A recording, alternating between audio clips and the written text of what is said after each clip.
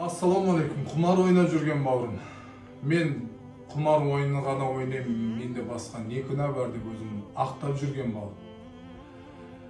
Ендеше құмар ойынымен қатар қандай күнәларды істеп жүргеніңді бір санап өтейік. Бір, өтірік айтасың.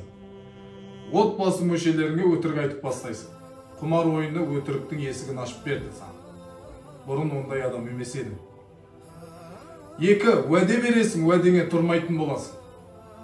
Үш, алған ақшаны орнына қоям дейсің, қоя алмай қаласың. Егер шансың болса, шамаң жетсе, ұрлық жасай алатын мүмкіндік ашылса, ұрлық да жасап кетесің. Оған да дайын тұрасың. Егер күш қуатың болса, біреуді зорлап, оның дүниесін тартып алуың да мүмкін. Тіпті мынаны қарашы, бауырым.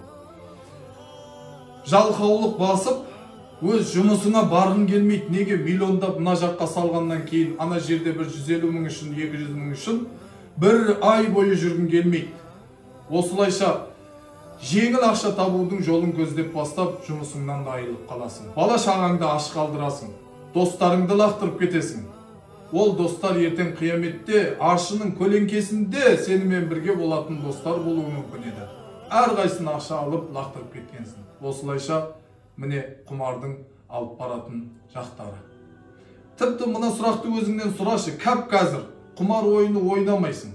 Кәп қазір бір кісілер келетті, арам ақшаны беретті мына бала шағаңа, бұны жұмса десе, сен айтатын боласың.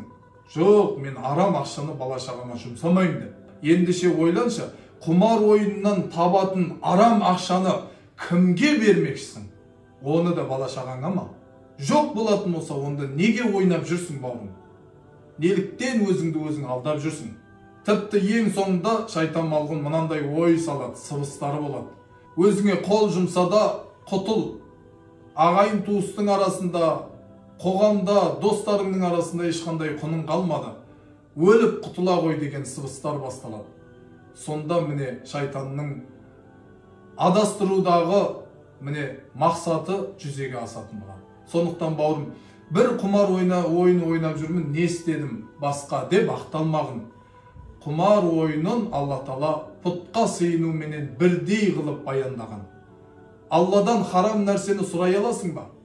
Мынау құмар ойын ойнап атқан кезде сол цифрлар бірдей шықсын деп Алладан тілеп отқаныңды білесің ба? Егер шынайы момын болсаң. Жоқ, бәлкім Алладан емес, шайтаннан тілеп жатқан боларсың, Алла сақтасын. Онда бұл да серікке, Аллаға серік қосуға алып баратын күнә. Күнә істеп жүрген жоқпын деп ақталмағын. Тек ақша өзімнің тапқан дүниемді құртып жатырмын деп ойламағын барым. Алла разы болсын, тура жолыңа түс, тәуба ет, құмар ойынның есігін жап, бұл жер бетін дүзелгеннен кейін бұзақылыққа салмаңдар деген Алланың ескертуіне құлақ сал. Алла береке берсін. Ассаламу алейкум.